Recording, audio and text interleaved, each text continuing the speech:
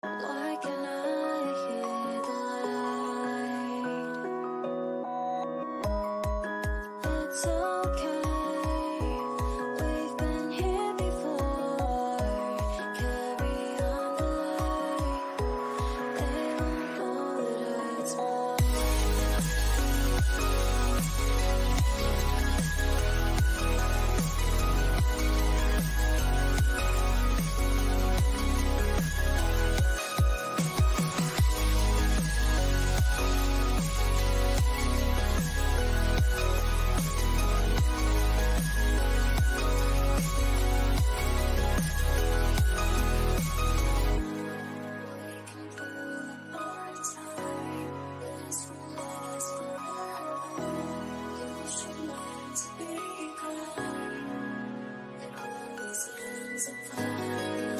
It's okay.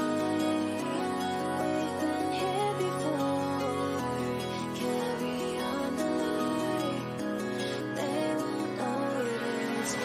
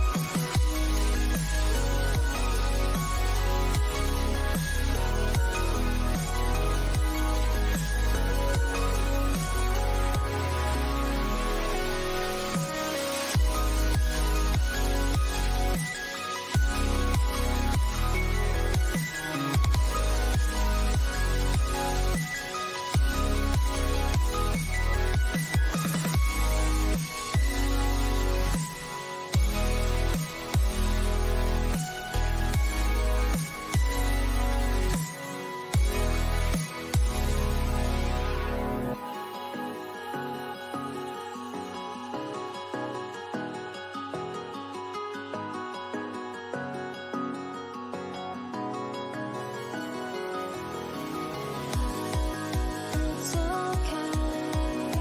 We've been here before. Carry on the light. They won't know it hurts more.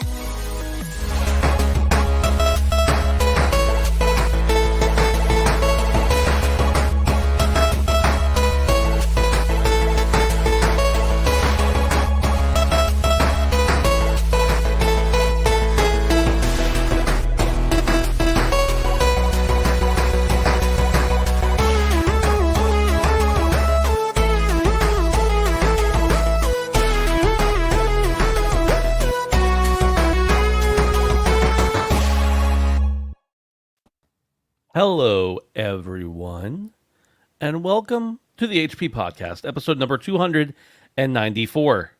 I'm Ben, and with me here today are two of the most beautiful boys you've ever seen. First up is Dave, or Davey, or Davey Wavy Baby. He'll answer to anything. I've tried. What's up, Dave? Hey, I'm good. Just completed my first week back at work after Oh, paternity leave and got a really nice email today from a daycare. We finally got into daycare. We've been on the wait list since 4 months before our baby was born. mm-hmm. Getting a spot in a daycare where I live is kind of awful. Yeah. So I was really excited to get that email today. So Like any daycare or just like good daycares where they don't beat your children? see, I don't know, and that's I'm kind of so we got an offer, and we're gonna go tomorrow and see the place, and like I'm already planning like what life's gonna be like without a baby at home during the day, which sucks. Like the day we drop her off for the first time, I'm going to ugly cry in Sure. public. Yeah. But I'm also kind of worried that like we're gonna go tomorrow and it's gonna be like Dwight Schrute's office daycare. Do you remember that episode? Yeah. We had? Yeah. Yeah. In which case we would have to like be like, you know what, we're gonna go back on the wait list. But no, it's just like there's a lot of people and not a lot of daycares, and the government just introduced like this subsidized daycare, but like everybody can get it. So yeah. Anyways, it's just basically this. As soon as you know you're pregnant, you need to go on a wait list around here.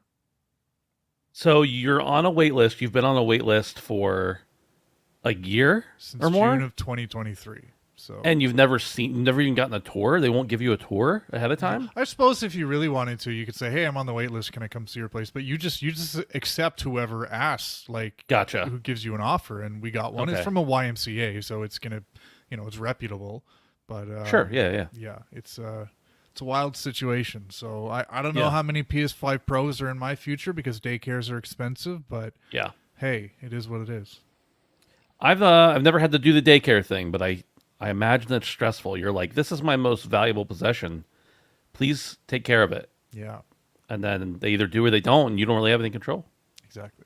Not to give you any more jitters, Dave. But you got to work. So Well, yeah. yeah, Don't you work from home, Dave? Are you just being lazy? Is that what you're... I do. But it's like you got a kid. You can't. I've tried for the last week. I'll be frank with you. It's not Yeah. easy trying to work with a baby running around. So Yeah, I do understand that for sure. Brandon, how's your daycare situation going? Oh, dude, they're cooped up 24/7. All my kids, stuck in that low hanging, hammock. I'm doing all right, man. I'm doing all right. We're out Brandon, here. you should go for a tour of a daycare. Just walk up by yourself and be like, "Can I just look around?" What do y'all? What do y'all offer? What's the amenities package here? Y'all have a hot tub. Where's the spectator? They're like, so what's your timeline? When do you think you're gonna have your? Oh, you're like, I don't have any kids. I'm just curious what goes on here. I just want to hang out with someone for a little bit, an adult, Just I'm a watch me, make daycare sure that I'm doing auditor. okay. Yeah. I'm the daycare auditor. They made a movie about me. I don't know if Dude, you saw it. it's funny enough. You guys probably don't know this, and I don't know that the audience knows this, but my family, for the longest time when I was a kid, owned a daycare. Really? Yeah, and like that's kind of where I grew up. Like for the better part of my childhood, I was like in the daycare, and my aunt ran it, and my mom ran it.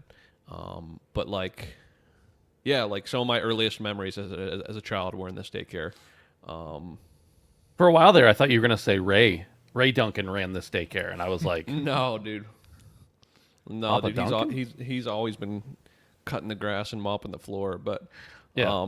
you know how that is. But yeah, it was pretty interesting. It's now demolished, the whole building. But yeah, some interesting memories there. My baby handprint was on the wall there. And I should have like cut it out with like a hacksaw and like just like taken it with me. And so was my brothers and like my cousins because it's kind of a family thing. Like both of my aunts worked there. My mom worked there on occasion, but she had like another job in Pittsburgh. But yeah, it was a pretty interesting thing. But I know childcare can be really difficult, even as someone who like isn't interested in kids really at all. It can be very, very expensive and very, very nerve-wracking, I can imagine. So I would be nervous about putting like a dog with somebody, let alone like a human. And to a lot of people, like, dogs are pretty high up there for me. So for me to say that is actually huge. But yeah. Have So you guys done the doggy daycare thing ever for like a trip or anything like that? no. no, I wouldn't. Yeah, I wouldn't. See, that's what I'm saying though, is it's like I would like shudder for the fact that like keep my dog with someone, let alone a kid. So like I couldn't imagine. Dave, God bless you. I hope it turns out well. Hope it's just the sweetest Miss Doubtfire ass lady. Not the wild side, but like the yeah, fake you side. know what I mean. You know what I mean. The only time we've ever had to leave our dog, like we were away this last weekend, but our kids stayed with my parents, and my parents watched the dog. And then another time, like my entire family, the only week of this show I've ever missed, my entire family went on a cruise together, and we had Brandon come and stay with the dog. But other than that, like we don't really go away for long enough that our family, and if we do go away, our family's able to hang out with the kids and the dog. So yeah, and my wife doesn't. Well, she works from home. She does stuff at home, and schools the kids and everything. So Dude, Roman Man. and I were like big chillin'. Dude, I've got a picture. He was anxious though. He was anxious as fuck, but we were trying to big chill. he gets anxious around people who try to touch his butt. So I don't really know Dude, listen, what was up. I with would have that, done anything Brandon. to make him calm down. Like I would have done like I'm I'm sure the audience can't really see this. If here's a picture Brandon sent me while I was on the cruise. Let's see if the audience can pick up on this. It's just Brandon Chilling. and Roman sitting on the couch, and Brandon says, "We're watching Twitch." Well, this is the HP podcast. We talk about babysitting, dog sitting, and everything in between. And Brandon's hammock, apparently. Did you guys get it? You guys That's a get it? concept Okay. I didn't really need to right. fully dive into for. You know, because some people call that their kids. You know, because anyway. Yeah, I'm familiar with the lingo. I am hip to the lingo. Dude, no, you're not. You proved that this weekend. Dude, I said like 5 things, and you're like, "Who holiday? Who be whatty?" Okay, in fairness, the things you were saying, I was like, Guy. the things you were saying, I was like, that's not a thing people say, False. but it is apparently. Dave. So if I said I'm gonna go up to Ben and run his pockets, what do you think I'm gonna do? Rob him? Thank you. Yeah, I understand that, but you got to understand the context he Wait, used was it I in. right? Was I Yeah, right? Yeah. Oh, yeah. okay. That seems fairly obvious. See, Brandon was using. There's a couple different things Brandon said, and he was using them. Most of the things he said I've heard before, but I've never heard them in the context he said them, and I was like, "What?" Like, I just need you to repeat that. I said I was old. I said I was old. And then I was like, I'll like put it in old English terms. Look at that gentleman and his valuables. Shall we acquire them aggressively? You can support us, the HP Podcast, over on Patreon at patreon.com/handsomephantom. You can sign up for as little as $1 a month. You get ad-free early access to the show. You help out the boys. We appreciate it. Just paid that big hosting bill for the year. It's never fun. Never fun. I see it come out and I'm like, why does this cost that much? But it does. That's just how things go. And also Dave's cocaine habit. We got to pay for that somehow too. Lord, You can join us. I You like can the join. good stuff. Straight from Cali. Of course, the show is available every Thursday at 11 a.m. Eastern. You can get that for free feeds. If you get it on the Patreon, you get it a day early. If you're here live with us Tuesday nights at 7 on YouTube, well, you don't have to wait at all. You don't even have to wait for me to upload it. You're just here. We appreciate you. Join the Discord at handsomephantom.com/Discord. Lots of cool cats hanging out there. Did I just say cool cats like in a serious voice? boomer. I am old, actually. What's up, dirty dogs? What's up, you scallywag? What's up, boys? Hey, But seriously, everybody. guys, a lot of people do cocaine. I Yeah. just learned this in the past 5 to 10 years. Like, Dude, how many people do It's huge. cocaine? Have you ever seen someone's nose that's just blown out? Like, don't do that legitimately. Like, not I even found once. out after the fact, like, that there was a lot of it happening in a place I was, and I just thought people were having a really good time. They were. And it's yeah. You watched the Fallout show, right? No, You know that motherfucker with no nose. You know the ghouls. That's what you end up looking like. Do not do that shit. yeah, Okay. really. I'm just wiggling around this fucking Days In pen. Apparently, I stole this from the Days In. We had to give a wide berth between the childcare conversation and the cocaine conversation. So yeah. I mean, they're not mutually exclusive. I don't think. Like, there's got to be one daycare out there that has a cocaine problem at the very least. It just kind of flows. The world's a diverse place. You know. Have you guys ever seen cocaine in person? In person, Yeah.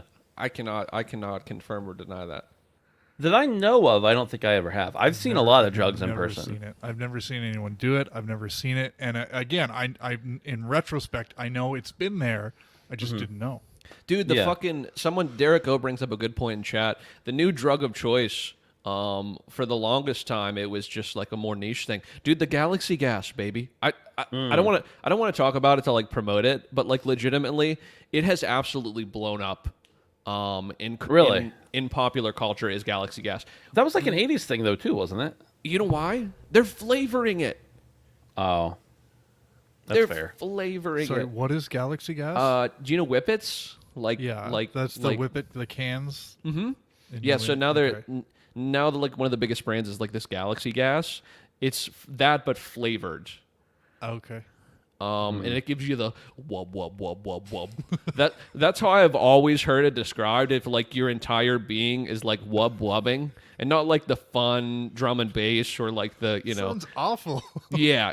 Does it have a different effect than the non-flavored stuff, or is it just easier to consume?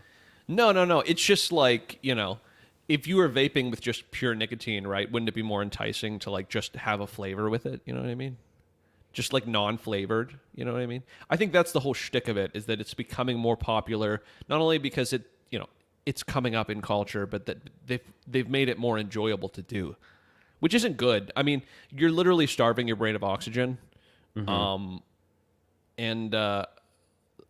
that's all I'll say. Dude, when I was back when I was doing a little vaping on the side, from time to time, just a little, I would go into the vape shop and I was like, I'd like the menthol, and they're like, okay, do you want something another flavor to cut that with? And I was like, no, I just want the menthol. Dude, Yeah. I want the fentanyl flavor. because the menthol is like, most people, if they get like the pure menthol, they also get like mint or grape or something else like that to make it like grape menthol. Which is great. A fruit flavor with menthol is great. I'm sure it is, but guess what? I said I don't need any of that. That's pansy stuff. Ben says I want my lungs to burn. I want it to burn through my whole nasal cavity, into my throat, down into my lungs. He said, "You ever put Vicks on your chest? I want that to be in my. I want to be inhaling Vicks right now." Yeah. That's a nice. I don't vape anymore, and I never did like hardcore. It was just like this seems fun. And then I realized, like, oh, I'm doing this too much. I should quit. And I did. And I still want to.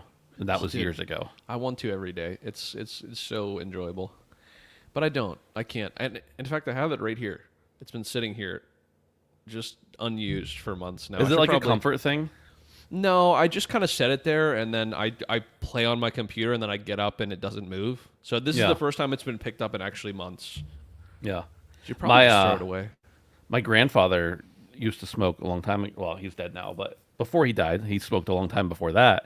And he quit. And he was like, but, the hardest thing was just not having it with him. It was like a comfort thing. He always wore like a nice, I don't know, a button-down shirt with a pocket in it. And he always would keep his cigarettes there. So when he quit smoking, he had a pack of cigarettes in that pocket, and every day he'd transfer it into the next day's pocket and just keep it there with him. It was like a comfort thing. And he said finally, when he was like ready to be done with it, like okay, I don't need this comfort thing anymore, he took it out and just was like, I just want to see what they look like, and opened it up. And he said that when he opened it up, like all the cigarettes just like powdered into the bottom, like the air hitting them just like made them all evaporate, just disappear entirely. Jesus Christ, bro. What a G. Real G shit. Dude, using a pack of Leones as an accessory is like some hard-ass, old-head-ass shit. I mean that respectfully, though. Like, respect. I mean, he would have been born in like, I don't know, 27 or something like that, 1920, about 100 years ago, Shit, I'd still smoke them.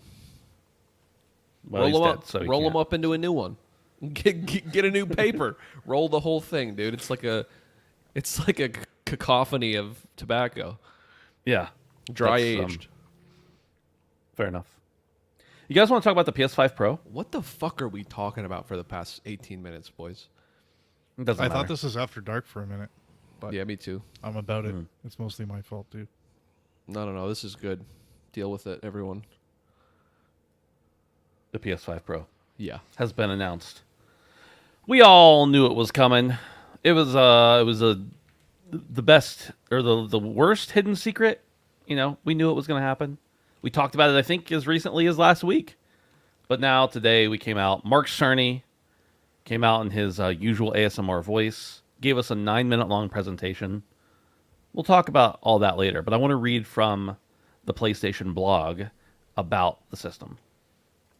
Over the last 4 years since the launch of the PS5, we've worked hard to continuously evolve the console experience and deliver the great games our players expect from us. Today, I'm incredibly proud to announce the next step in that evolution and welcome the PlayStation 5 Pro into the family. Into the PlayStation family, our most advanced and innovative console hardware to date. We developed PS5 Pro with deeply engaged players and game creators in mind, as many have asked for a console that runs even higher fidelity graphics with smoother frame rates at 60 frames per second. We achieved this on PS5 Pro with several key performance features. 1. Upgraded GPU. With the PS5 Pro, we are upgrading to a GPU that has 67% more compute units than the current PS5 console and 28% faster memory. This enables up to 45% faster rendering for gameplay, making the experience much smoother. Advanced ray tracing. We've added even more powerful ray tracing that provides more dynamic reflection and refraction of light.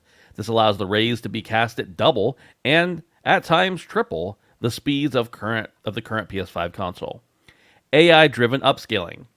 We're also introducing PlayStation Spectral Super Resolution, an AI-driven upscaling that uses a machine learning-based technology to provide super sharp image clarity by adding an extraordinary amount of detail.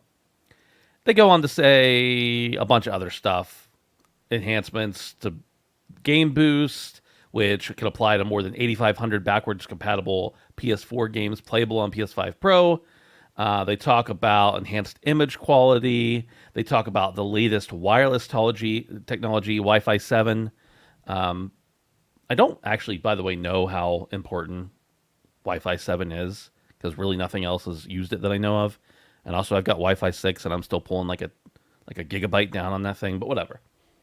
PS5 Pro fits perfectly within the PS5 family of products and is compatible with the PS5 accessories currently available, including PSVR 2, PlayStation Portal, and the DualSense Edge, Access Controller, the Pulse Elite, and the Pulse Explorer. The user interface and the network services will remain the same. The PS5 Pro will not come with the plate, the stand that you put under it.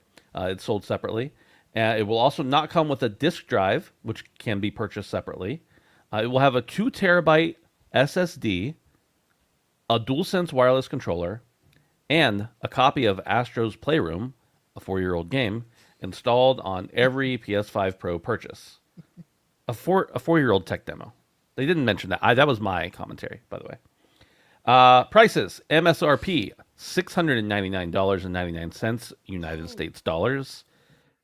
That's 700 Great British pounds, 800 euros, and 120-ish thousand yen. Boys, I don't know where to begin here. Wow. Dave, let's go with you, because you're the one who opted for the digital console to begin with. And I want to get your take just from digital to digital console.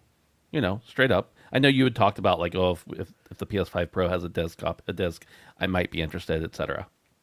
But you don't have to talk about disc, whatever. Let's just hear what you have to say first. Yeah, I obviously been looking at some of the reactions on the internet today from this, and I think I feel the same way as a lot of people, where I think the first thing that jumps off the screen is the price, and it's $700 US. That's going to be 800 in Canada. So that's a tough sell. And I was watching that presentation, and I'm watching them show games that we can relate to, i.e. games that we've all played, and some of which are pretty old, and I was waiting for them to show something new that would maybe sell this a little bit more.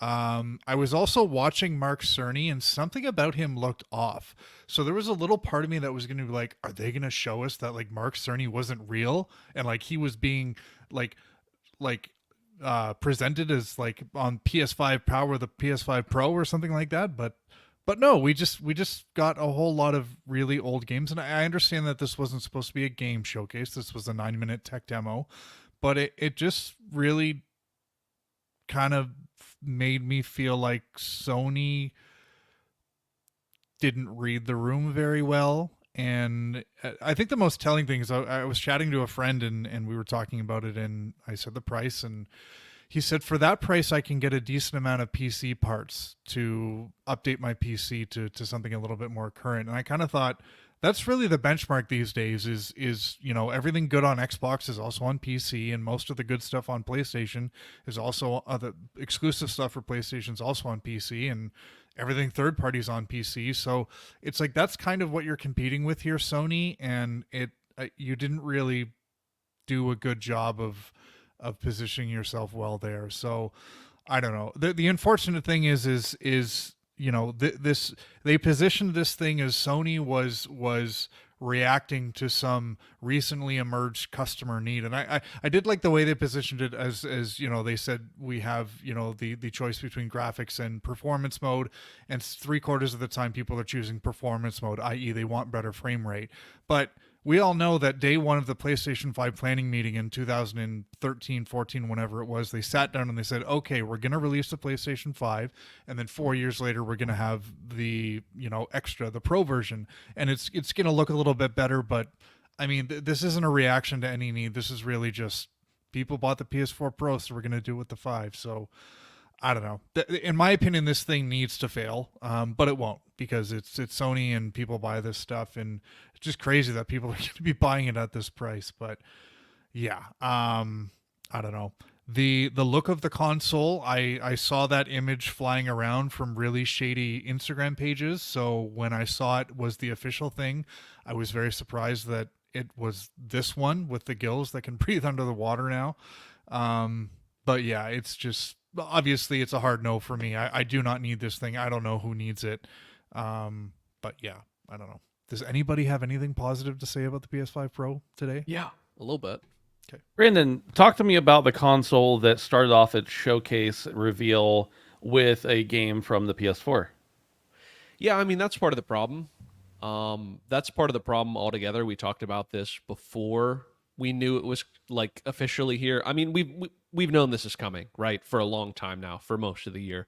But the fact that, most of the games that are already on PS5 or on PS4 had a hard time reaching the milestones that I think is even achievable for the base PS5. So to have something that then has more power when the original console's power wasn't even really tapped, as far as I'm concerned, really is kind of strange for me.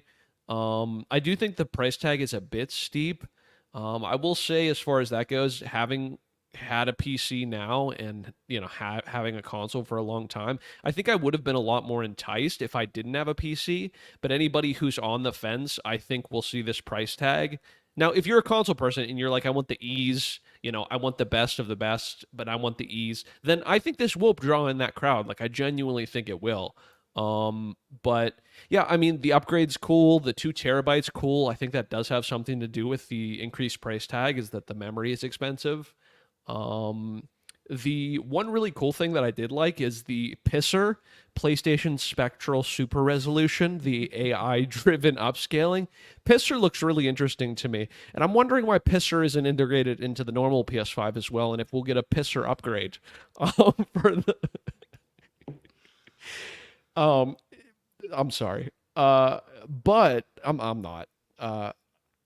That's actually a really interesting thing to me, because having had a PC in the past 2 years, software like DLSS adds such a significant amount of value to what you're doing on your screen at any given moment, like a significant amount of value. So if they could do this right, I mean, this could be a huge game changer, but it kind of makes me wonder at the same point is if they're trying to push both, 4K and 60 or 4K 120. It's like, will most of these games even support like variable frame rate? Like, I don't know. I still feel like we're going to be locked in between all of these settings that we're not going to be having on this console. Like that thing specifically, the DLSS, is to like push like 15, 20, 30 more frames out of something, maybe like 45 more frames. And it's like going to have that option, or is it just going to be like, I don't know. Some games let you unlock the frame rate, but not all of them. So like there's a weird in between right now for me where it's like they're talking about putting all of this extra power in, which I think is good. But also it's pretty steep. And I don't know, a lot of the screenshots I saw, albeit looked better, I don't think it's like that much of an upgrade. If you've not upgraded at all, if you have a PS4 and you have the change, no brainer, especially if you want to stay in the console ecosystem. But for me, The bottom line on this is that the people that love Sony are going to buy this. The people that are on the fence about whether they're going to get a PlayStation or a PC, with the popularity of a PC right now and the, you know, the diversity you can get with a PC and how you could pretty much one-to-one almost everything now, I think those people are not necessarily going to be swayed. Now, if it's like a pure living room play, like purely I want this for like the living room and not like at a desk type shit, those people might still get it because, you know, it can be rather cumbersome to try and get it to connect to your PC, you know, in the living room. But I don't know, man. I have a lot of thoughts about this, but I don't know. I'm not in. I'm not in at all, especially because I'm a physical Chad. And that's something that I haven't mentioned thus far is that, like, can you get a separate disk drive? Yes. I think it's kind of scummy to not even offer it out the gate, like to have it be an add-on. Like, I wish both were still available.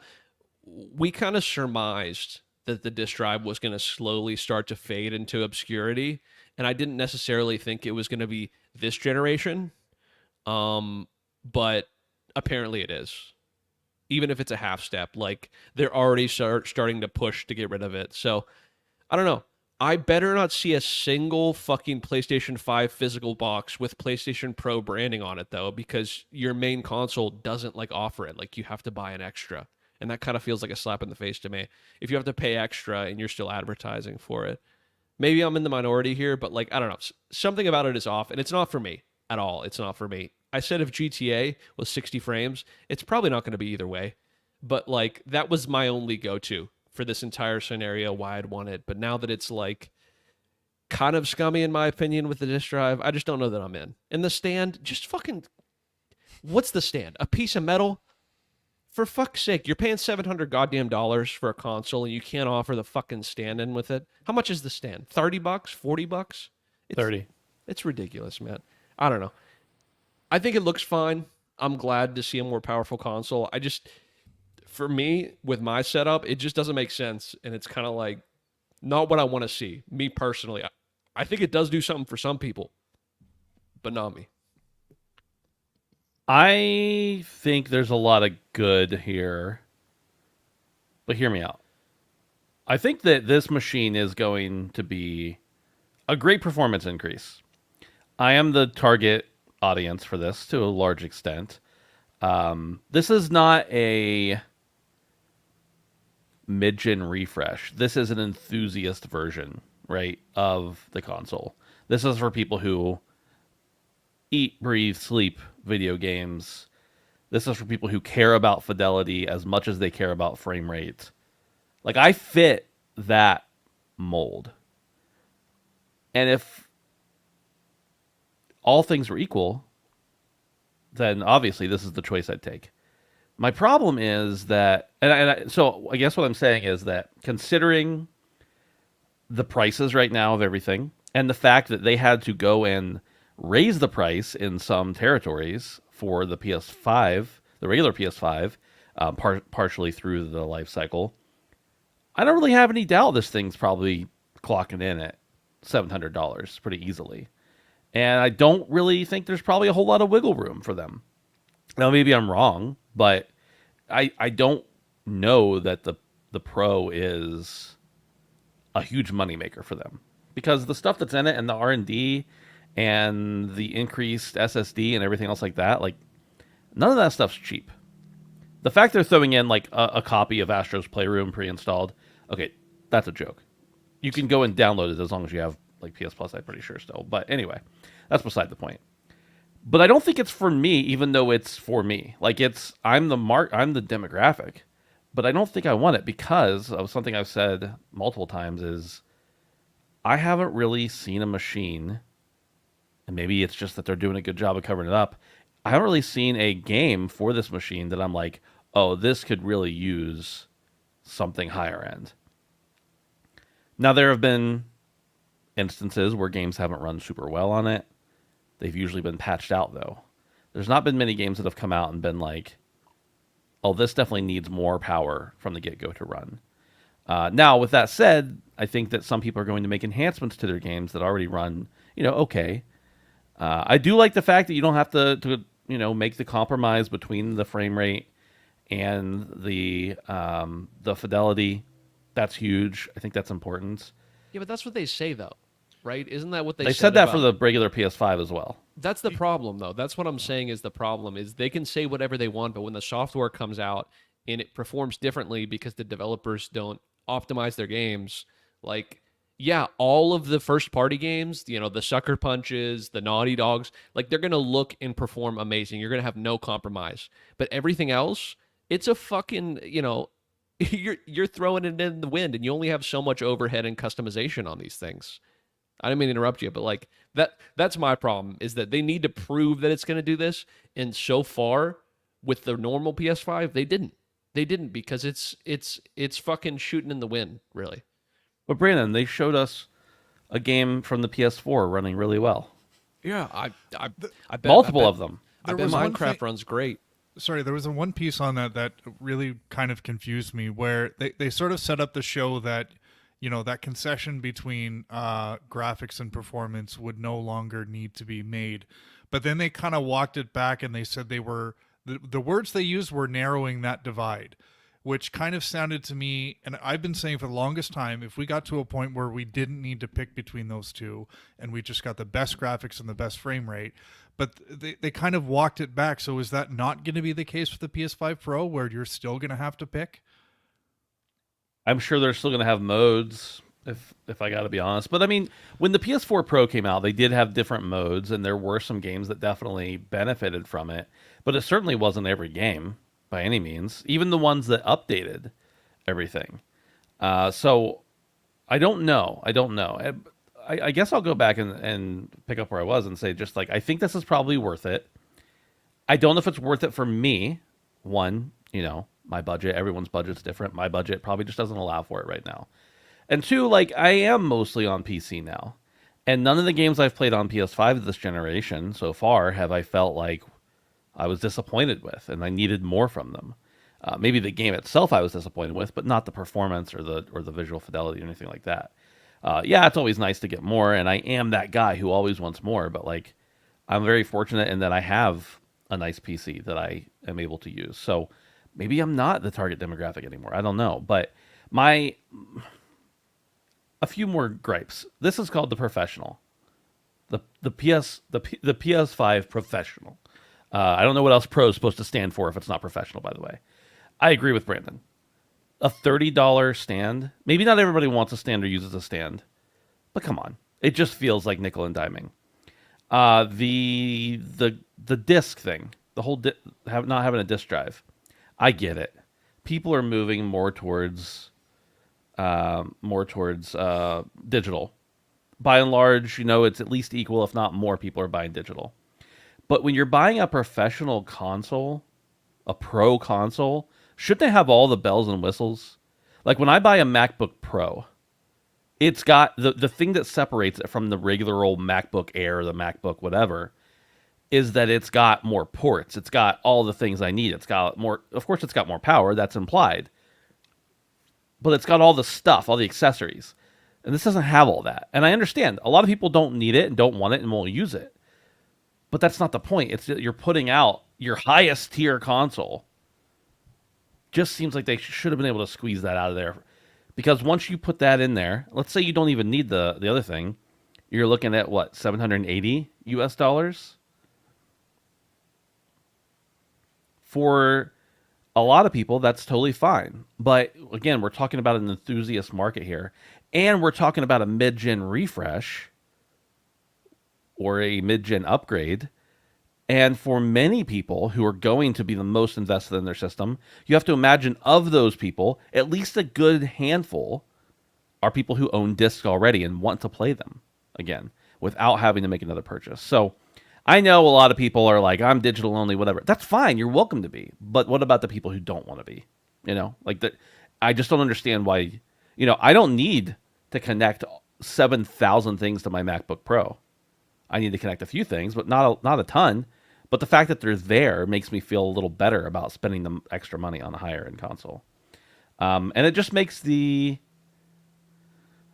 it puts the price difference into perspective a little bit more for me. It's like, well, I'm getting a better console, but I still have to pay more to get back up to the same capabilities I had on my regular PS5.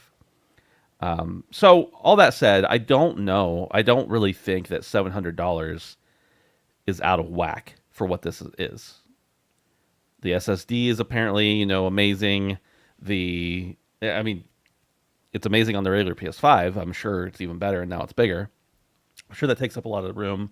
I'm sure all the other moving pieces and non-moving pieces are going to take up a lot of that bandwidth on the price. And frankly, I don't really know that I could have expected them in the current global market to make this thing cheaper than it is. It is an enthusiast product. I get it. Part of the reason too is when we think about when the PS4 Pro launched, I believe the PS4 by that point had a couple of price drops. At least one. And so when the PS4 Pro came, it was probably around the same price that the PS4 was when it initially launched. But I think because the PS5 hasn't had any price drops, and in case now we know in some markets it's actually gone up, that this price is jarring for a lot of people. Yeah.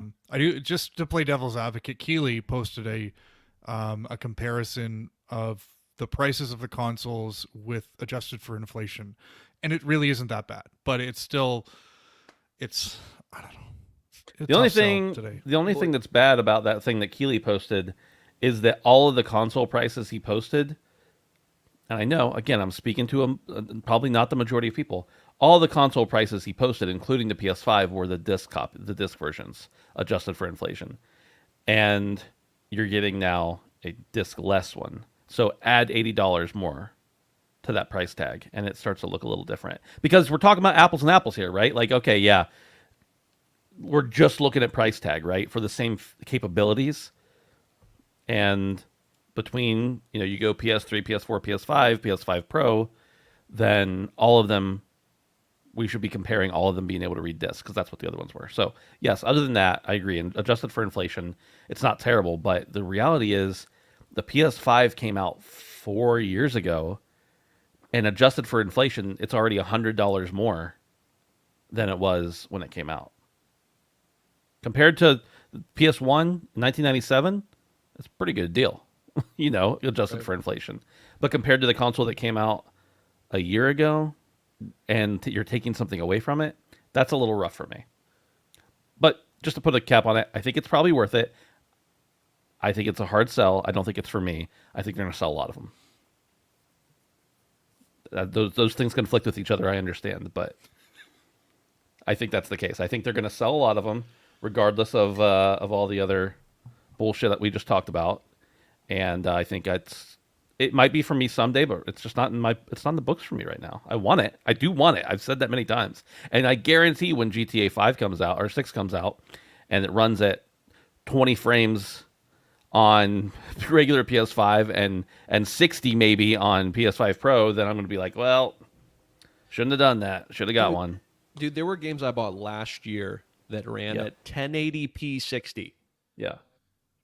Lords of the Fallen, an Unreal Engine 5 game. The performance mode was 1080p 60. Yeah. You know how shitty it looked on my 4K TV? It looked muddy as fuck, bro. But I'm not going to play in 30. Yeah. That's crazy, bro. I don't get it. Let's see here. Chat says a number of games have unlocked frame rate in the performance modes already. They tend to have capped fidelity modes. Yeah, definitely. Elden Ring on PS5 still has frame dips on the performance mode for the native app. So, yeah, that's you can't ever use them as a software. barometer. Yeah. That's a software problem. Yeah. And that's what I'm saying is the problem. Yeah. Software, not hardware, but Unless we're talking first party, yeah. then you really can't compare games to, honestly, as sad as that is. I mean, the reality is, like, PlayStation has very few standards. Most of the game console manufacturers and distributors have very few standards. It's like, oh, you want to put a game on our system? Cool. We want 30%. Past that, we don't really care. Do what you want. Put out the game you want. Our quality control, minimal. Will we check your trophies to make sure they're not bugged? If we can beat the level. Like, they don't do a whole lot. They should. They should. Like, I don't want to buy games on a system that's not going to at least make sure they run properly. I'm not saying they got to be the best game in the world, but some of the stuff that comes out on these different consoles, I'm picking on PlayStation, but it's everybody. It's like, really?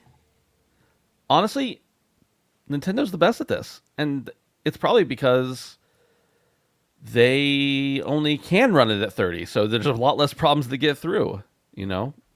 It's just, I'm not real pleased with the current state of the, what's the word I'm looking for?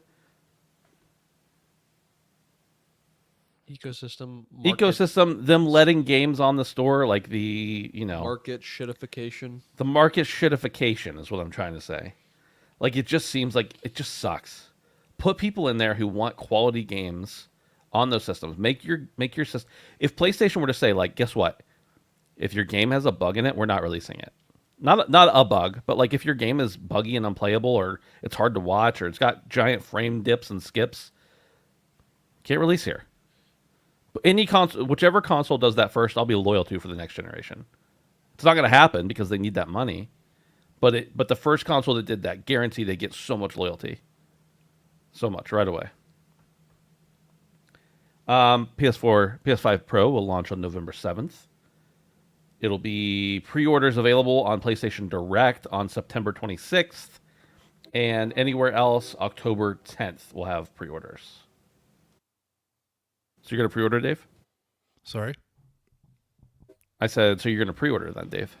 Yeah, obviously. I want to line up somewhere. Day one. 3 I'm going to days start in waiting advance. outside in October. You could just order online in September, I don't know. It's a couple weeks. I want Cerny to hand it to me. You want Mark starting to hand it to you? Yeah. Dave's like, I want my games digital, but I want my experience to be physical. Very physical. Oh, my God. I think that's all. I think we've beaten that horse to death, honestly. We haven't. There's so much more to say, but I don't want to be the one to do it. Number 2. This is just a feel-good story. We needed one here. Warhammer 40,000 Space Marine 2 is already breaking franchise records. With the official launch of Warhammer 40,000 Space Marine 2 yesterday, the game is ripping and shredding a previous record for the entire Warhammer video game series apart. That's because the co-op shooter saw over 225,000 concurrent players on Steam.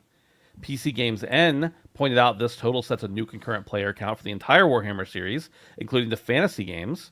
Space Marine 2 secured the top spot with 225,690 concurrent players per SteamDB, overtaking Total War Warhammer 3's peak of 166,000. So it beat it by 80,000? 60,000? Something like that. Space Marine 2 hasn't had a full weekend under its belt yet, and honestly, that was the people who paid for the extra expensive edition. Boys, I peeped a little bit of this game last night. I'm supposed to be streaming it with Brad. I think starting Thursday, we're going to be streaming it. It's so good. I played Space Marine, the first Space Marine, way back when it came out, and then I replayed it, the anniversary or Ultimate Edition or whatever it was recently. And it's like, this is a great game, but it shows its age, and it also wasn't as big budget at the time. Space Marine 2 looks, runs, and plays gorgeously. Now, granted, I've got less than an hour in it. I literally did the tutorial to get ready for the co-op later this week, but it looks awesome. Either of you guys interested in this game? Big time. Yeah. Yeah. Yeah. I'm gonna check it. My biggest takeaway, it kind of took over Twitch over the past 6 days or so. And my biggest takeaway from that is you do not need to have any understanding of the Warhammer universe to play and enjoy this game. So yeah, you're right. It looks really, really good. Yeah. It helps to have just a tad, like in just the intro I played, like the tutorial intro. It helps to watch a YouTube video about the last game. But as far as honestly, all you need to know is the last 10 minutes of the last game, to be fair. But as far as the rest of the universe, no, you're good. It might be an enhancer experience, but it's not necessary. Guys, we just keep seeing all these records breaking. It feels like every week we're talking about a new record. And this is a record for the Warhammer series, but 225,000 concurrents before it's even out for the people who didn't pay extra is insane. Yeah, and keep in mind this is not a game on a subscription service. So 225 was just for Steam, but it's been doing really well on console. And I said this last week, and I just want to lead with it again. Games like this doing this well is really, really, really good for the games industry, in my opinion. I feel really bad for the people that worked on Concord. X Defiant seems to be in some hot water. I feel bad about that. But when games like Black Myth Wukong and Space Marine 2, a sequel to a game that came out 12, 13 years ago, and then, Stellar Blade was the other one. These single player games, and I get that Space Marine 2 has a pretty heavy PvE and PvP element, but like these games doing this well at full price, keep it up, people. We need to see more of this. Yeah. It's really, really good for us. And apparently it's not a bloated mess. It's a straight experience. Obviously, co-op and the PvP modes to keep you interested after the fact, but yeah, and all the additional content other than cosmetics that they're going to be putting out. You bought the game, you already have access to it as soon as it comes out. It's the way to do it, folks. Speaking of things that I absolutely love, oh wait, here, hold on. If Space Marine 2 is already breaking concurrent highest in the franchise, it might be the best-selling game in the franchise as well. I would say that's probable, but I know that some of those other games have like had long tails on them, like they're old games that have just sold consistently for years and years and years. So it's probably close, if not definitely there already. Eurogamer reports Balatro is coming out on mobile later this month. Quote, the mobile release for the supremely popular card roguelike Balatro is later this month. The game will be available on both the iOS app and the Google Play Store from the 26th of September. Same day you can pre-order your PS5 Pro on PlayStation Direct. Further, it'll be included as part of the Apple Arcade subscription from the same date. PlayStack has released a new trailer to celebrate the release, etc., etc. I believe it is going to be, at least on Apple. If you don't have Apple Arcade, it's going to be $10, $9.99. Honestly, a steal. If you at all are interested or like this game, $10 to have it in your pocket is going to be well worth it. Well worth it. I think it was $8. No, I think it was $15 on Steam. So the fact that it's going to be even a little cheaper on console or on phones, check it out. Dave, you've never really expressed any positive or negative feelings towards Balatro that I can recall. Why not? And when will you play it? I must atone for those sins. No, I think this is the kind of game that will translate perfectly over to mobile. But I do want to kind of back you up a little bit here, Ben, because I think this is going to be a tough sell on mobile. Only because when it comes to mobile and the masses of people who play mobile games who aren't the same as us, they're used to free games, lots and lots and lots of free games. So I think the second you attach a price tag, anything over $10 to a mobile game, you really got to work for it. And so I'm going to be curious to see how PlayStack actually markets this to a much different mobile audience. But if they can somehow harness the popularity that they got from console and PC gamers, then I think they'll be in a good spot, because word of mouth is really powerful. But yeah, I think this will be great on mobile, and it might be an easy buy for me because I haven't actually played it yet. I've just listened to you guys talk about it, but I'm worried about the gambling addiction. I listened to the ESRB. That's right. I'm worried. I think the benefit they're going to have is that most everybody who has ever played this game understands how well it's going to translate to mobile and wants to keep playing it whenever they have the opportunity.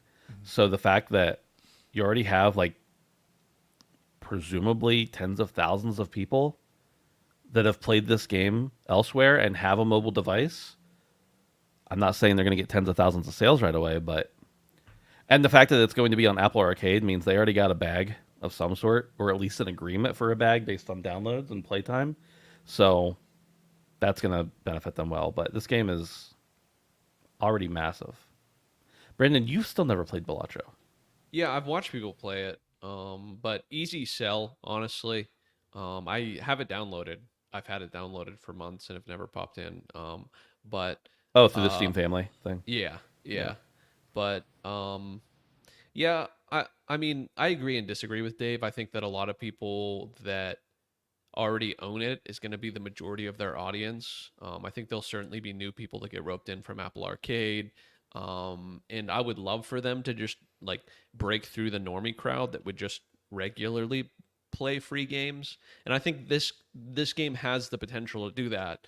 But honestly, I think if they even got resells on the people that already own it, it's such a cheap game. So many people that already own it will rebuy it. I am 100% positive of that. So yeah, I think it's going to be a success either way you cut it. But yeah, it lends perfectly.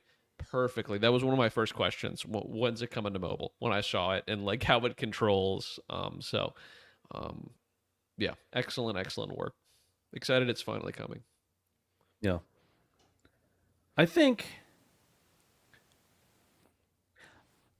I might be wrong, but it feels to me a little bit like the days of we only want free games for actual gamers is kind of going away a little bit. I mean, you've got the Apple Arcade, which I don't know how well that service is doing. It doesn't seem like it's doing great from like little blips and reports we hear out there every now and then. But I feel like the fact that people are putting out more and more games on mobile that cost real money is good. Now we know that like I think it was what Resident Evil that they put out didn't Right. hardly sell at all. But that's a $60 game on your phone. That's a little different. Right. But yeah, I think this might be one that doesn't sell as much, but it's going to be more like the hardcore are going to get it. And then, you know, Aunt Betty is going to get addicted to it and tell all her friends at tea on Thursdays, and they're all going to play it then because the only problem is no microtransactions. That's the biggest thing it has going against it. There's no microtransactions. They don't have anything to spend all their money on. I actually had an Aunt Betty. I forgot to mention, if you haven't seen the launch trailer for this, the mobile launch trailer, please watch it. I wish Yeah. Keeley would add a trailer of the year category to the Game Awards because this should win. It's really funny. Yeah, Yeah. it's pretty good. It's definitely pretty good. Oh wow, got two more stories here. They should be quick though. They should be quick. Black Myth Wukong has topped $850 million in gross revenue on Steam with an average playtime of 27 hours. This is from yesterday. This article came out from wnhub.io. I don't know what that site is, but it's what popped up on Reddit. Says it's reached 852.4 million in gross revenue before platform fees and taxes, of course. That's just on Steam. That's about 17.8 million units, apparently. Kind of insane. That's just it's not even talking about on PlayStation, where apparently it's performing very well. In addition to that, guys, any thoughts on this one? That Cool. wish list number is insane. I just I missed quickly that. looked at. Sorry. I missed that. Where Yeah, 4 million wish lists is what it had before launch. On Steam DB, the current wish list, which it only shows games that aren't out. Number one is Silk Song with just under 300,000 wish lists, and then it just kind of goes down from there. So 4 million is an absurd number of wish lists. it is crazy. Yeah, I mean, we talked about this before. It's kind of no surprise. 27 hours is a pretty good amount of playtime. Sometimes whenever you get these games that are super, super popular, oftentimes not full price games, but people will just dip in for a while. So 27 hours, some games are right around 27 hours long. So for people to have not only played it, to get a concurrent player count or even a player count period like that, but to get people to actually play it for a lengthy amount of time, is good. Yeah, there's no doubt we'll see more from this studio in the future, monkey related or otherwise. But Currently 84,000 in game, which for a single player game that does not have a lot of post game content. What are we at? 3 weeks after launch, 2 weeks after launch, whatever it is. to say we're still pretty fresh at launch, We are, but we're weeks at least right? for a game that's not that long. It's pretty good. My opinion. I had a non-gamer bring it up to me in a conversation this weekend. They mentioned something about a monkey game. Yeah. Black Myth Wukong. I know what you're talking about. You were like, yeah, Ape It's, Escape. it's transcended the sweats, is what it's Wow. done. Wow. Could this be China. the next Elden Ring? Yeah. No, we can't. It's already past that. We can't ever get there again. From Software has been working overtime, apparently. From Software has officially confirmed they're working on multiple projects simultaneously. Given that they currently have no other announced projects, they're free and focused on upcoming titles that should be revealed soon. Recently, the company started a campaign to hire more employees as they shared through their official Twitter account. In one of the posts, they mentioned they're looking for development staff to play a central role in several new projects. From Software has consistently delivered games, but until now, it didn't seem like they had the infrastructure to work on so many projects simultaneously. We don't know how long we'll have to wait to enjoy some of these titles, but we can talk about the numerous leaks that have surfaced in recent months, such as a game centered around magic, or even a possible sequel to Elden Ring. Brandon and Dave, you both played Elden Ring, and Brandon, you've played many Souls games, From Software games in general. Yeah. How you feeling, Brandon, about knowing there's multiple projects coming? Is that a good or a bad thing from a studio like From Software? This is amazing. The only blunder that From ever ends up making is not caring so much on the performance side of their games, and it's never like egregious. It's usually just like kind of annoying. It's not as bad as some studios, but as far as like quality of game, I'm not concerned with working on multiple projects lowering the quality, just because that's like the mark of a From game is consistency. Maybe not performance all the time, but like consistency in gameplay, consistency in vision, consistency in art style, consistency in story, even if the story is sometimes convoluted and through item descriptions, but consistencies. Yeah, this is great. I do not think any studio would be able to, make me not nervous about this. But from, I'm confident. I have all faith in From. And I would love to see some magic. We already got a lot of magic in other games. I'd love to see an Elden Ring sequel. I'd like to imagine that's probably a little bit further out. I would highly doubt the next thing we see is Elden Ring at all. I wouldn't be surprised if we're looking maybe 5 years down the line or more. But yeah, this is good. This means we're going to get consistent From games from here on out, and that's really all I'm interested in. So yeah, this is good news, especially because they're beefing up the team, and they do it right. We've talked a lot about how From treats their employees, and how it's important that a lot of the people that have stayed there continue to stay there, and that's a good sign from teams. If you can get people to stay, it makes all the things I just mentioned even better. The consistency in your employees is just important, and it seems like that's the kind of atmosphere they have. So to add to that team is good. I'm not worried about it getting bigger than its britches. Dave, how you feeling? Yeah, I'm feeling good. I would love to see From focus on Elden Ring for like the next 10 years or so, the same way they did with the Dark Souls franchise. I do kind of worry when I hear that studios like this are expanding, because it can sort of threaten the quality of what they've put out, and From has just been such a beacon of quality for so many years. But we have to keep in mind that they were predictably working on Elden Ring, Armored Core, and Urge-Free all simultaneously at one point, and all three of those games were excellent. So they're moving in the right direction. But yeah, I would love to see more Elden Ring sooner rather than later. So yeah. Dave, would you like to go ahead and make a resolution that you'll beat their next game without a guide? No, Okay. I'm not going to do that. That's what you did with Elden Ring. Yeah. Yeah. And I didn't need a guide. I needed a Brandon. Yeah, okay. Honestly, boys, the popularity of something like the seamless co-op mod really gets me thinking, right? Is what if they make a slightly different style of game that is very, very similar to Elden Ring, very, very similar to Dark Souls, but is tweaked slightly to nurture the clear investment people want in this game being fully seamlessly multiplayer. Now they even commented on it. I mean, we talked about it a while back that they commented that it was interesting and they weren't kind of rolling out something like that being in the future. Not really giving a yes or no type of scenario, but there's no doubting that the popularity of that on PC specifically was astronomical. And even the amount of people that have made content on it, the amount of people that stream it, it's like a big presence in the From community as the seamless co-op mod. And so I would have reason to believe that From is looking at this because for the most part they absorb the feedback that they're given as a good studio. So I would love to see that.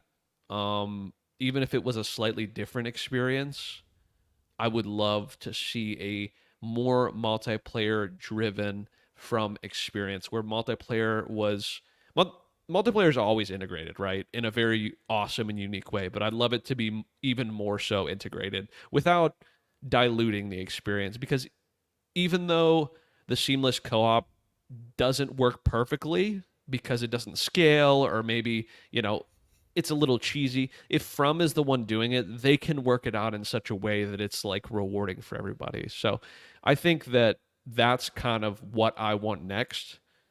Whether that be 5 years down the line, whatever it be, but also new IP is great. Every time they've had a new IP, it just kind of, Sekiro was great.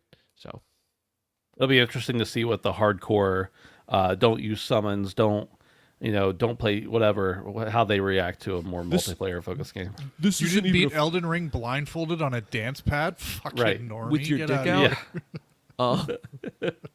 They're like, this isn't even a From game. From fell off, dude. From fell off, man. They didn't even want to make this game. Sony made them. Dude, who the fuck is Miyazaki anymore? I don't even know him. All right, let's talk about what we've been playing. Dave, you've got quite the list here. Yeah, I've Let's got hear three about things to talk about. I'll go relatively quick though. Alan Wake, I have completed the game. I completed it a couple weeks ago, but I finished the 2 DLC episodes, the Signal and the Writer, and these were excellent. They were both relatively short. I think they were about 3 hours in total together. But they really add some very interesting gameplay ideas that I kind of wish were in the main game. Basically, what happens is you bring words to life with your flashlight, and you can use those in very interesting ways to fuck up a whole bunch of enemies at once. So like for one example, you're in this like room with all these blast furnaces, and each one of the furnaces have the word like explode in front of them, and if you hit them with your flashlight for long enough, they explode. So you kind of kite enemies into one spot, and like all these explosions are going off, and there's a lot of really cool different ways that mechanic is used throughout the 2 DLC chapters. So it was kind of interesting though, because like these 2 chapters were not inconsequential to the story. And it's kind of like, if you want to get the true ending of Alan Wake, like you need to play these games. Back in the day, these were paid DLC, so a lot of people just didn't play them. Of course, they were part of the remaster bundle, so if you played the game lately, then you would have, or you have access to them. So it was kind of a reminder that there was a time when publishers and developers really tried to capitalize and get additional revenue off additional DLC, because I think that was probably the marketing thing is, you finished Alan Wake, great, but if you want to see the true ending, then pay some extra money for this DLC. So if Alan Wake 2, sorry to cut you off. Alan Wake 2, I'm pretty sure when they introduced New Game Plus, they were like, oh, by the way, you'll really want to see this ending. And that was just last year. Yeah. The DLC, I haven't played it yet. I have it, but I haven't played it. Just adds to that. But yeah, you're right, Dave. I don't remember if Alan Wake, the original, was a full price game or not. But even if it was, or even if it wasn't, it's still kind of sucks to have to play DLC to get the real story. That's just how it was back then. But a lot of time DLC was just like, it was sort of a side story. It kind of gave you a little bit more context into stuff that was going on, but it wasn't like, it didn't change the ending or anything. But in any case, I love my time with Alan Wake, and I'm really looking forward to getting to the second when I have time for that. Quidditch Champions, quick update. It's not fun. When I was on here last week, I had just played the tutorial, and later that night, I played through some actual PvP matches, and I did not enjoy it. I felt like every match boiled down to someone gets the ball and then they just fly away and score, and you can't catch them, and trying to body check them off their broom is way too difficult. So it was just not fun. So I played 3 or 4 matches and decided this wasn't for me. On Steam, Dave, it has about 3 times the highest player count that Concord ever had. So they disagree with you. That's not fun. It's not saying much, but okay. Yeah, so I mean, I don't know if either of you guys are going to check it out. It's free on PSN or PS Plus, but yeah, I had fun watching people play it on Twitch, but I wasn't enjoying it. It's one of those games that's fun to watch but not play. Isn't that interesting? The thing that bothers me is I can't help but feel like this is the reason why there was no Quidditch in Hogwarts Legacy, is because Portkey Games had this coming and they didn't want to kind of cannibalize the two, which is unfortunate, but that's okay because we still have Hogwarts Legacy, which is a fantastic game. I think, not to dredge up an old conversation from a game a year and a half ago, but I almost feel like having Quidditch would have taken away from Hogwarts Legacy. At the time, I was like, man, I'd really love to have Quidditch in this. But now I'm like, that game wasn't about, like, that wasn't what that game was for. That game was about exploration and, you know, flying around, sure, but just didn't see, I don't think a Quidditch game would have felt right there. That's fair. That's fair. We'll find out with Hogwarts Legacy 2 when they definitely put a Quidditch Yeah. game in it. Yeah. Hopefully a better one than Quidditch Champions.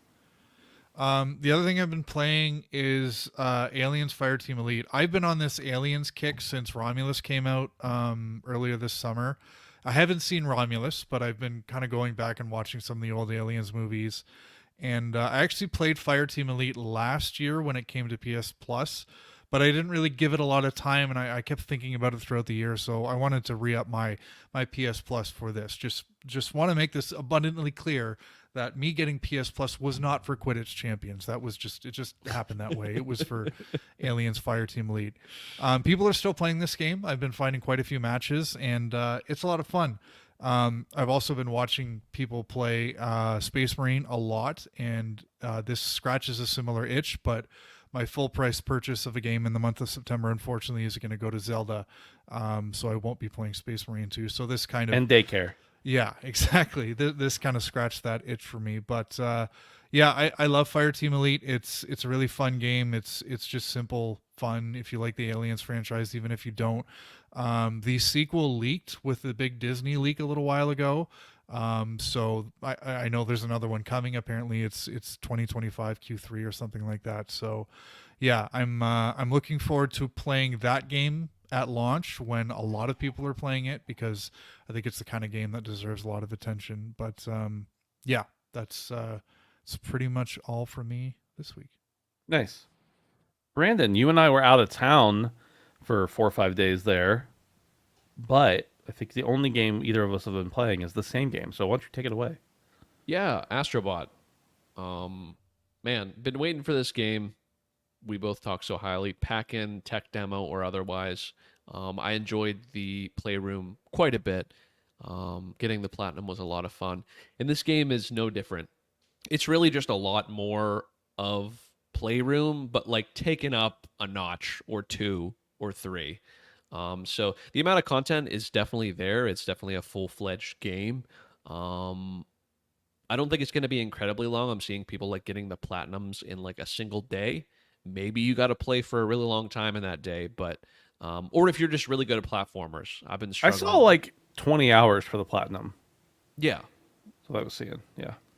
but I've seen people online claiming to have gotten it in one sitting. So, well, Okay. you know what I mean. So, Yeah.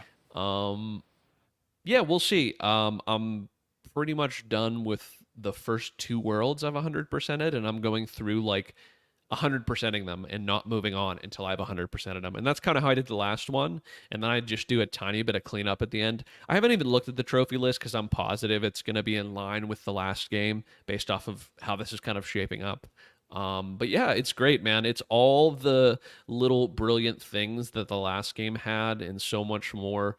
There's even little details like like you're trying to rebuild your PlayStation and, you know, your robot's building it, and then your robot slips and like, the nail falls out of its hand and it regrabs it real quick and you start again. Like, I don't know. PlayStation has all these little tiny details that like didn't need to be in there, mixed with the DualSense functionality, mixed with it running really well, mixed with it playing really well, mixed with the sound quality and the amount of things that are on the screen at a time. There's been a couple levels that were like 8-bit type levels, and there's just chunks everywhere. You punch a tree and a million fucking apples fall down, and you spin around and they go flying everywhere. It's just cute.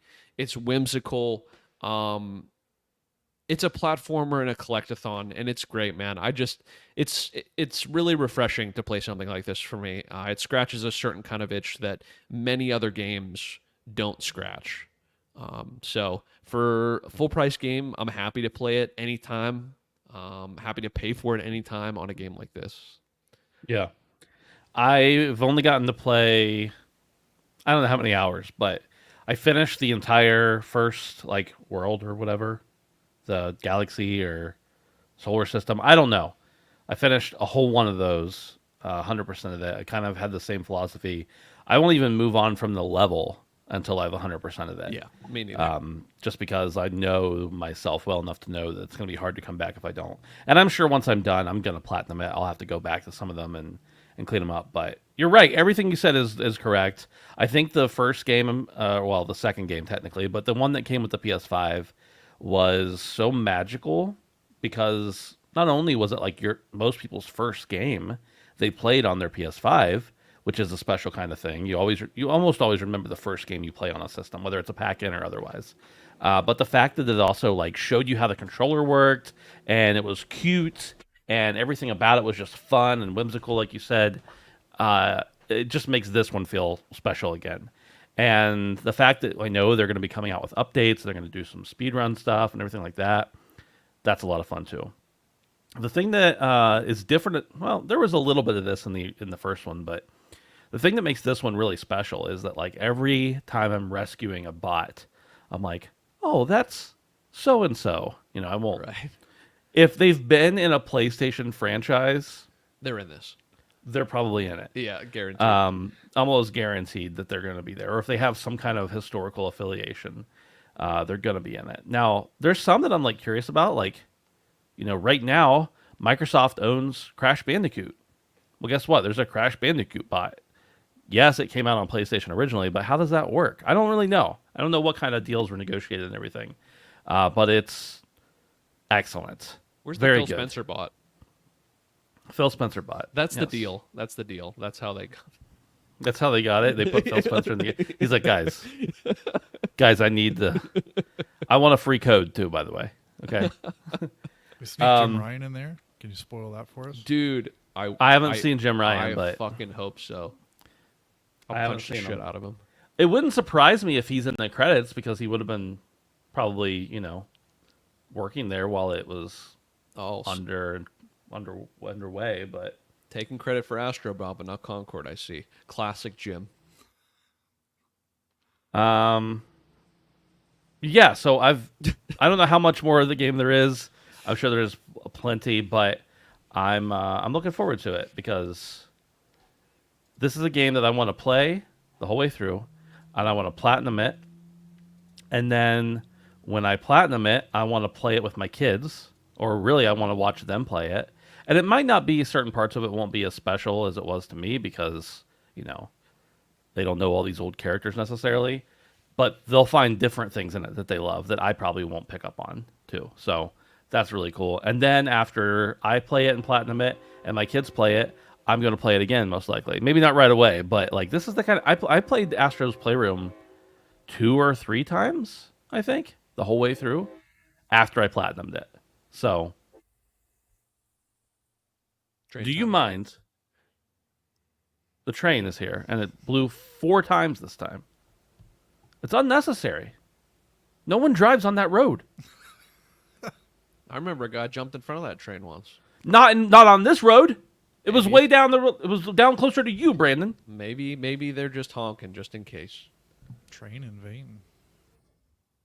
Boys, that's all I got. That's all we got. says you should become the mayor and fix that. Greek, the funny thing is, I didn't live here.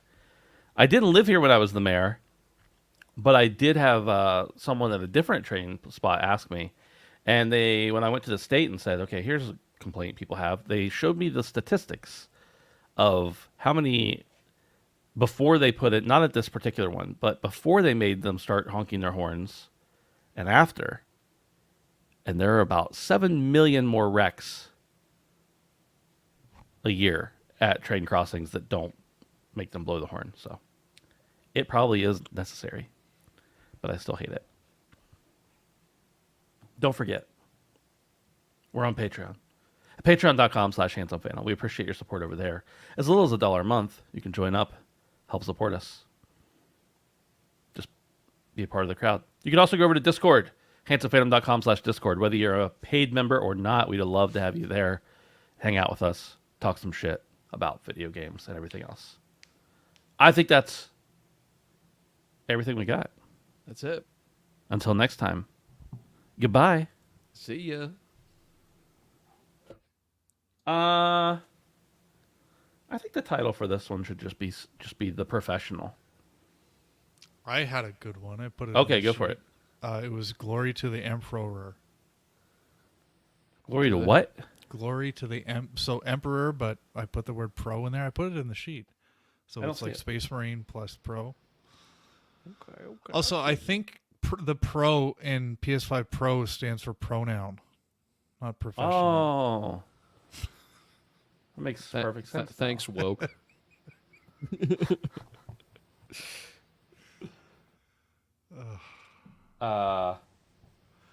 See, the problem is I think I'm too funny. Oh, I disagree. My wife hates it because she knows I'm telling a joke just so I can laugh at it. I'm like, it's my joke. That's why I do it. Yeah.